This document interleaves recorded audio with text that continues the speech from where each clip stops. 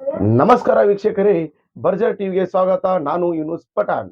ಪ್ರಮುಖ ಬುರುಂಟಿ ತಾಲೂಕಿನ ಕೆಚಡಿ ಕಾಲನಿಯಲ್ಲಿ ನೇಕಾರರಿಂದ ಪ್ರತಿಭಟನೆ.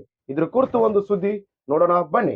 ಹೌದು, ಕರ್ನಾಟಕ ರಾಜ್ಯ ನೇಕಾರ ಸೇವಾ ಸಂಘ ಹಾಗೂ ಕೆಎಚ್ಡಿಸಿ ನೇಕಾರರಿಂದ ಬೃಹತ್ ಅನಿರ್ದಿಷ್ಟಾವಧಿ ಧರಣಿ ಪ್ರತಿಭಟನೆಯನ್ನ ನಡೆಸಲಾಗ್ತಾ ಇದೆ.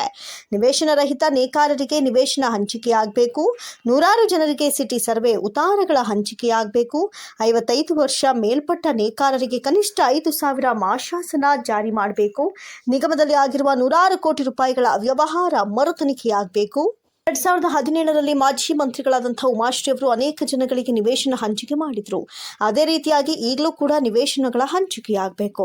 ಸರ್ಕಾರ ಈ ಹೋರಾಟಕ್ಕೆ ಸ್ಪಂದಿಸದೆ ಹೋದಲ್ಲಿ ಮುಂದಿನ ದಿನಗಳಲ್ಲಿ ಉಗ್ರ ಹೋರಾಟಕ್ಕೆ ಸಿದ್ಧರಾಗ್ತೇವೆ. ತದನಂತರ ಬೀದಿಗಿಳಿದು ಹೋರಾಟ ಮಾಡೋದಕ್ಕೂ ಕೂಡ ಜಾಗೃತಿಯನ್ನ ಮಾಡಲಾಗಿತ್ತು.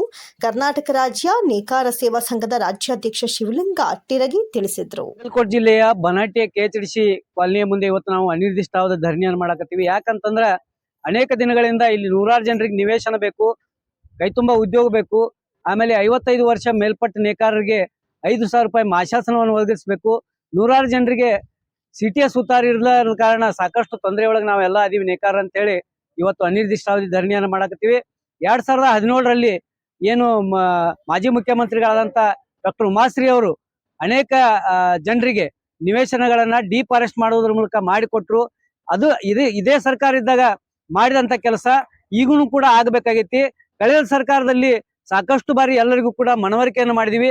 ಇನ್ನೂವರೆಗೂ ಈ ನೇಕಾರರ ಹೋರಾಟಕ್ಕೆ ಒಂದು ಗೌರವ ಸಿಗದೇ ಇರುವ ಕಾರಣ ಅನೇಕ ದಿನಗಳ ಕಾಲ ಗಂಜಿ ಹೋರಾಟ ಮಾಡಿದೀವಿ, ಪಾದಯಾತ್ರೆ ಮೂಲಕ ಹುಬ್ಬಳ್ಳಿಯ ಕೇಂದ್ರ ಕಚೇರಿ ಮುಂದೆ ಧರಣಿಯನ್ನ ಮಾಡಿದೀವಿ.